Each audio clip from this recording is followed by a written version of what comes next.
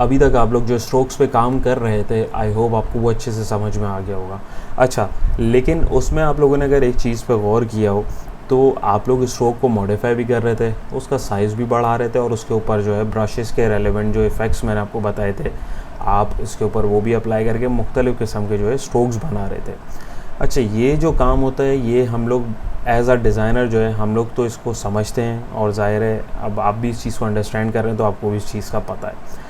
तो अब क्या है, जैसे आप किसी क्लाइंट को या किसी प्रिंटर को या किसी एक नॉर्मल रैंडम बंदे को जिसको पता नहीं है, आप किसी को आप अपनी फ़ाइल भेजते हैं, आप उसको जब फ़ाइल भेजते हैं, अब उसके इलस्ट्रेटर में क्या सेटिंग्स हुई हुई हैं, उसने अगर आपकी फ़ाइल खोली या उसका स्क्रीन साइज़ का कुछ थोड़ा डिफरेंस है, रेजोल्यूशन का इशू है, तो हो सकता है कि उसकी सेटिंग्स के मुताबिक आपका जो आपने आर्ट वर्क उसको अपनी सोर्स फाइल यानी कि आपने एआई फाइल जो इसकी होती है वो आपने जैसे ही उसको भेजी, वो उसकी इलस्ट्रेटर की प्रोफाइल के हिसाब से यानी उसकी प्रॉपर्टीज़ जो उसने उसकी जो वर्क स्पेसेस की सेटिंग रखी है, जो उसने बेसिकली अपनी प्रेफरेंसेस की सेटिंग्स रखी हुई हैं, अगर उसने उनको सही तरीके से सेट नहीं किया, जैसे कि मैंने आपको स्टार्टिंग के लेक्चर्स में बताया था कि किन किन चीज़ों को कंसीडर करना है।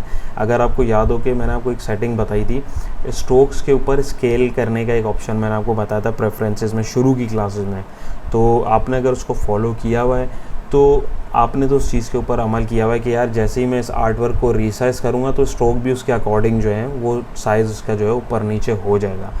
लेकिन दूसरे बंदे ने बात औकात लोग नहीं करते, तो वो जैसे इसको रीसाइज़ करते हैं तो वो उसकी आर्ट वर्क की जो है डिस्टॉर्ट कर देते हैं, यानी कि वो जैसे हमारे सामने एग्जांपल में फ्लावर है, फ्लावर को जैसे वो स्केल करेंगे छोटे साइज़ में, वो उसकी प्रॉपर्टीज़ जो हैं ख़राब कर देंगे, क्योंकि आर्ट वर्क जो है बेसिकली जो आपका पाथ है वो तो हो जाएगा स्केल, और स्ट्रोक्स जो हैं वो इसी साइज़ पर रहेंगे, तो उसके लिए ज़ाहिर है उसकी सेटिंग अप्लाई करनी पड़ती है। ये मैं आपको एक दफ़ा फिर से करके दिखा देता हूँ ताकि आपको एक रिव्यू हो जाए।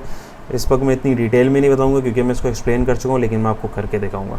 कंट्रोल के दबा के प्रेफरेंसेस का जो हमारा वो है पैनल, वो मैं यहाँ पे आपके सामने जो है ये मैं खोल के दिखा दूँगा। और यहाँ पे अगर हम लोग देखें जनरल वगैरह की जो सेटिंग है, इसमें हम लोगों ने रखा हुआ है स्केल, स्ट्रोक्स एंड इफेक्ट्स वगैरह, ये जितनी भी सेटिंग्स हैं इसके ऊपर ये देखें बाय डिफ़ॉल्ट। क्यों? क्योंकि मैंने अभी वर्क स्पेस अपना रीस्टार्ट किया था और सॉफ्टवेयर जो है शायद रीइंस्टॉल हुआ था, मे बी पॉसिबल इस वजह से जो है ये मेरा भी चेक हट गया, वरना मैंने इसको स्टार्टिंग में जो है जब अप्लाई किया था, जब मैं इसका कोर्स को पूरा बना रहा था, तब उस वक्त जो है मैंने इसको फ्रेश इंस्टॉल करके आप लोगों को उसके सामने सारी सेटिंग्स करके दिखाई दी। बहरहाल अभी जैसे मैं यहाँ पे देखूँ, ये देखिए यहाँ पे स्केल के ऊपर स्केल, स्ट्रोक्स एंड इफेक्ट्स, इसके ऊपर चेक नहीं लगा हुआ। इसको मैं करता हूँ कैंसिल, पूरे को मैंने सेलेक्ट किया, ग्रुप कर देता हूँ कंट्रोल जी से। अब देखिए मैं इसको जैसे ही ट्रांसफॉर्म कर रहा हूँ, ये देखें मैंने इसको ट्रांसफॉर्म किया तो ये देखें कैसा बर्बाद हो गया। ये क्यों हुआ? ये देखें इसने स्ट्रोक्स की जो सेटिंग्स थी वो उसी हिसाब की रही हैं जो बड़े आर्ट वर्क के हिसाब से थी। आर्ट वर्क को छोटा कर दिया, स्ट्रोक को छोटा नहीं किया क्योंकि वो सेटिंग्स अप्लाई नहीं हुई हुई थी। कंट्रोल जेड करता हूँ मैं, ठीक है, कंट्रोल के दोबारा प्रेफरेंसेस। अब इसी में जाके देखें जनरल में आपको मिल जाएगा स्केल, स्ट्रोक्स एंड इफेक्ट्स, इस पर मैं चेक लगाऊंगा और इसको मैं ओके कर दूंगा। देखें अब वही काम मैं करूंगा, इसको मैं जैसे ही छोटा करूंगा, अब देखें इलस्ट्रेटर ने इसको समझा दिया भाई इन सारी सेटिंग्स को आपने इसके अकॉर्डिंग, इस पर जितने इफेक्ट्स लगे हुए हैं स्ट्रोक्स पे, ये इसकी सेटिंग के हिसाब से आपने इसको मिनिमाइज़ या मैक्सिमाइज़ जो भी करना है, ठीक। तो ये चीज़ कंट्रोल जेड मैंने कर दिया। तो ये मैं आपको एक्सप्लेन करना चाह रहा हूँ कि ये बाज़ औक़ात दूसरे जो लोगों को आप देते हैं, क्लाइंट्स को या किसी और डिज़ाइनर को या अपने प्रिंटर को, तो वो किसी भी एस्पेक्ट से आपकी फ़ाइल को ख़राब कर सकते हैं। तो अब मैं इसमें आपको दिखाता हूँ कि इसमें आपको क्या करना चाहिए किसी को फ़ाइल देने से पहले, और मैं अपनी आपको पर्सनल प्रैक्टिस भी बता रहा हूँ ताकि आप भी इसको फॉलो करें और आपका जो मेहनत है वो ज़ाया ना हो। एक तरीका सिंपल ये है कि एक तो आप सिंपल ये देखें ऑब्जेक्ट सेलेक्ट किया, अब ये देखें ये स्ट्रोक्स आपको दिखा रहा है और इसकी प्रॉपर्टीज़ आपको ऊपर दिख रही हैं, ठीक। इसको हम कन्वर्ट करने के दो तरीके मैं आपको बताता हूँ। ऑब्जेक्ट में गए, नीचे आप पाथ में आए, यहाँ पे आप देखेंगे आउटलाइन स्ट्रोक्स। अच्छा आप गौर कीजिएगा, मैं जैसे इस पर क्लिक करूँगा स्ट्रोक के ऊपर क्या होगा, जो मैंने सेलेक्ट किया हुआ है इस पर मैंने सेलेक्ट किया। अब ये देखें इस पर मैं अगर चेक लगाता हूँ, ये देखें स्ट्रोक मैं बढ़ा रहा हूँ, इसका नहीं बढ़ रहा, पूरे ओवरऑल का बढ़ रहा है, उसका नहीं बढ़ रहा है। मैं आपको थोड़ा सा जूम करके दिखाता हूँ ताकि आपको क्लियरली दिखे। अब ये इसने पता है क्या किया है, ये देखें आप सेलेक्ट कर रहे हैं, ग्रुप हुआ है, इस पर राइट क्लिक करूँगा और अनग्रुप कर दूँगा मैं, सही, ताकि आपको क्लियर दिखे। इसने अब देखें इसने जो है ना इस पूरे स्ट्रोक को, जिस पे स्ट्रोक लगा हुआ था, इसने उस पूरे स्ट्रोक को पाथ में कन्वर्ट कर दिया। अब वो एक पाथ बन गया है। ये देखें मैं इस पर कलर चेंज कर रहा हूँ, अब ये इसके स्ट्रोक्स पे कलर आ रहा है। इसको मैं नेल करता हूँ फिल वक्त।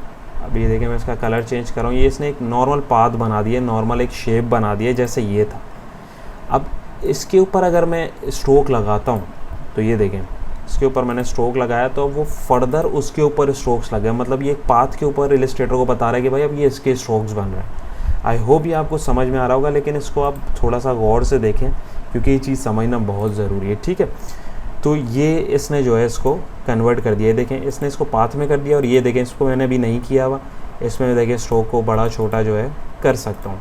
अब इस पर मुझे अगर कलर देना है तो मुझे स्ट्रोक को सिलेक्ट करना है, देन ही मैं कलर चेंज कर सकता हूँ। अगर मैं इसको पाथ पे सिलेक्ट करके कलर दूंगा तो देखिएगा ये अंदर वाला जो पाथ है बेसिकली वो सिलेक्ट हुआ हुआ है और वो उसको पाथ समझ के उसका कलर चेंज कर रहा है। कंट्रोल Z करूँगा, ठीक। तो ये इस तरीके से, ये मतलब इसकी जो एडिटेबल प्रॉपर्टीज़ जो होती है, मतलब जो स्ट्रोक का जो काम होता है वो फिर इलस्ट्रेटर इसको बता देगा भाई वो ख़त्म हो गया। अब आपको जो है इसको नॉर्मल जो शेप वाली प्रॉपर्टीज़ हैं, जो मतलब जो नॉर्मल बेसिक शेप जो ये हमारे हैं, ये एज अ इनको इस तरीके से इसने इसको ट्रीट करना है कि भाई जो सारे इफ़ेक्ट्स और चीज़ें आप इस पर लगा सकते हो वो इसमें कन्वर्ट हो गया। पाथ जो है आपका बेसिकली स्ट्रोक जो है वो पाथ में कन्वर्ट हो गया। अब वही सारी चीज़ें आप जो हैं इसमें कर सकते हैं, ठीक है। अब इसमें फ़ायदा क्या है, ठीक है, इसमें मैं आपको फ़ायदा बताऊं। अब ये जैसे ही आपने इसको कन्वर्ट करके दे दिया किसी एक्स बंदे को, तो वो इसमें कुछ भी सेटिंग्स वगैरह करेगा तो वो जैसा ये बना है वो वैसा ही रख सकता है, उसको डिस्टॉर्ट नहीं कर सकता, इसकी सेटिंग्स जो हैं वो चेंज या ख़राब नहीं कर सकता। तो मैं क्लाइंट को जैसे लोगो देता हूँ तो हम लोग भी ये सारी जो चीज़ें क्लाइंट को देने से पहले क्रिएट आउटलाइन या क्रिएट आउटलाइन स्ट्रोक्स जो हैं वो कर देते हैं। ये क्रिएट आउटलाइन वाला जो कंसेप्ट है ये भी मैं और भी चीज़ों में आने वाली वीडियोस में आपको एक्सप्लेन करूँगा कि आप जब किसी को आर्ट वर्क हैंड ओवर कर रहे होते हैं तो उसको किस तरीके से करते हैं। तो ये फिल वर्क के लिए आपको इतना समझना ज़रूरी है कि इसको आप नॉन डिस्ट्रक्टेबल बोल सकते हैं कि अब ये इसमें कोई भी सेटिंग्स जो हैं क्लाइंट या कोई दूसरा बंदा जो है इसकी सेटिंग्स चेंज नहीं कर सकता। हाँ, एक चीज़ मिस हो गई थी, I am sorry for that. इसकी मैं जो हूँ मैं पर्सनली जो है एक कॉपी लेके रख लेता हूँ ताकि इन फ्यूचर में अगर मुझे जो है ज़रूरत पड़े तो मैं इसको मॉडिफाई कर सकूँ एज़ कम्पेयर टू मुझे पूरा बनाना पड़े दोबारा। तो इसको मैं कंट्रोल जैसे जूम आउट करके ऑल्ट दबा के, आपको पता है, कॉपी लेके मैं रख लेता हूँ और इसको मैं सेलेक्ट करके ऑब्जेक्ट पे जाता हूँ, पाथ पे जाता हूँ, आउटलाइन स्ट्रोक कर देता हूँ।